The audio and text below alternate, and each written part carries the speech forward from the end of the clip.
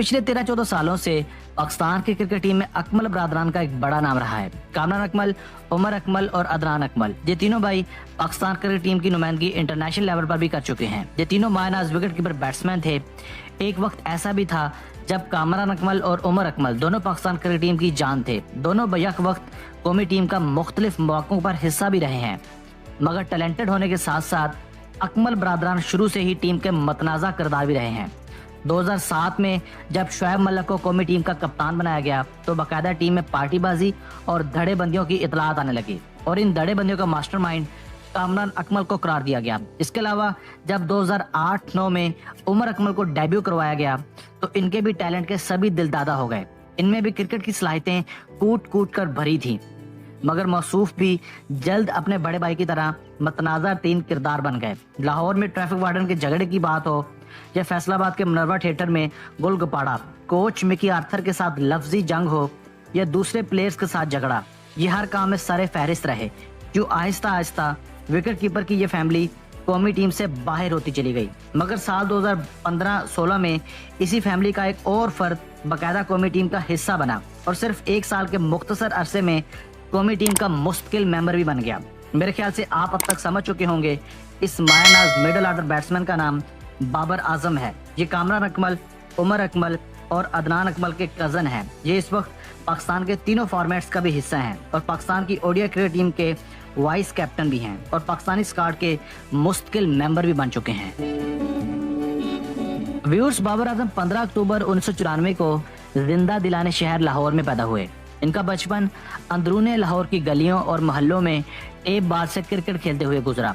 लंबे अरसे तक क्लब लेवल और फर्स्ट क्लास क्रिकेट खेलने के बाद इन्हें साल 2012 में अंडर 19 क्रिकेट वर्ल्ड कप की कप्तानी सौंपी गई। बाबर आजम एक वेल डिसिप्लिन्ड और वेल मैनेर्ड दाएं हाथ के बैट्समैन हैं। ये मुख्तलिफ एज ग्रुप क्रिकेट का एक वसी तजर्बा रखते हैं। ये अंडर 15, अंडर 19 और अंडर 23 में कौमी टीम की नुमाइंदगी कर चुके हैं। इसके अलावा ये Guyana Amazon Warriors, Islamabad Uniteds, Rawalpindi Rams, Sui Northern Gas और ज़राई तरक्याती बैंक की जानिब से भी खेल चुके हैं। इन पर किस्मत की देवी साल 2015 में मेहरबान हुई जब कौमी दौरे पर आने वाली जिम्बाब्वे की टीम के खिलाफ लाहौर में ओडीआई डेब्यू करवाया गया, जहां इन्हें काफी नीचे बैटिंग के लिए भेजा गया। मगर बाबर आजम की असल सलाहियतों का तब पता चला जब साल 2016 में यूएई के दौरे पर आई वेस्ट इंडीज की टीम के खिलाफ पहले ओडीआई मैच में शानदार सेंचुरी स्कोर की। इन्होंने शानदार 120 रन स्कोर करके न सिर्फ अपनी गैर मामूली क्रिकेटिंग टेक्निक को साबित किया, बल्कि इस मैच के मैन ऑफ द मैच भी करार पाए। इसी होम सीरीज के दूसरे मैच में भी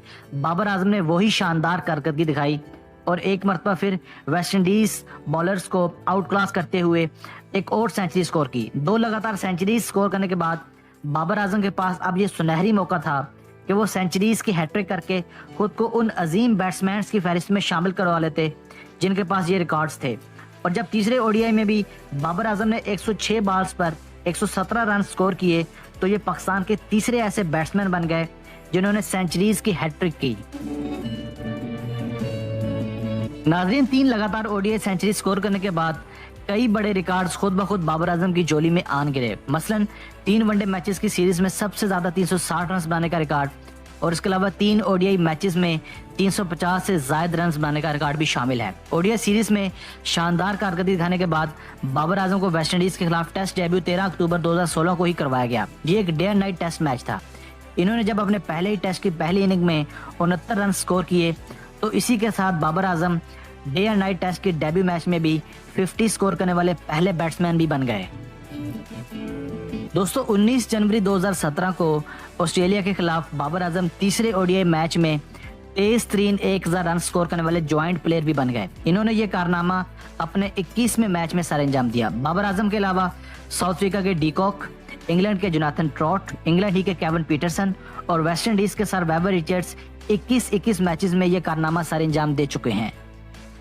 ऑस्ट्रेलिया के खिलाफ बदतरीन शिकस्त के बाद जब अजहर अली को ओडीआई कैप्टनसी से फारिग करके सरफराज अहमद को ओडीआई कैप्टन बनाया गया तो बाबर आजम को इनकी हालिया शानदार कारकर्दगियों को मद्देनजर रखते हुए पाकिस्तान की ओडीआई क्रिकेट टीम का वाइस कैप्टन बना दिया गया। हालांकि इस वक्त टीम में प्रोफेसर मोहम्मद हफीज, शुएब मलिक और असद शफीक जैसे प्लेयर्स भी टीम में मौजूद थे, मगर पीसीबी ने इन्हीं की सलाहियतों पर ही एतमाद का इजहार किया। दोस्तों बाबर आजम इस वक्त पाकिस्तान के लिए क्रिकेट के तीनों फॉर्मेट्स की अशद जरूरत बन चुके हैं। ये इस वक्त पाकिस्तान के लिए 11 टेस्ट, 36 ओडीआई और 14 टी20 मैचेस खेल चुके हैं। टेस्ट मैचेस में इनकी कारकर्दगी फिलहाल ज्यादा तसल्ली बख्श नहीं रही। 11 टेस्ट मैचेस खेलकर इनकी बैटिंग एवरेज सिर्फ 23 की रही है, मगर टी20 और वनडे फॉर्मेट में इनकी बैटिंग एवरेज आउटस्टैंडिंग रही है। ये 36 ओडीआई खेलकर 1758 रन 58 की एवरेज के साथ बना चुके हैं, जिसमें 7 सेंचुरीज और 7 50s भी शामिल हैं। इनका हाईएस्ट स्कोर 125 है, जिस वक्त 56 नंबर की शर्ट जेबतन करते हैं।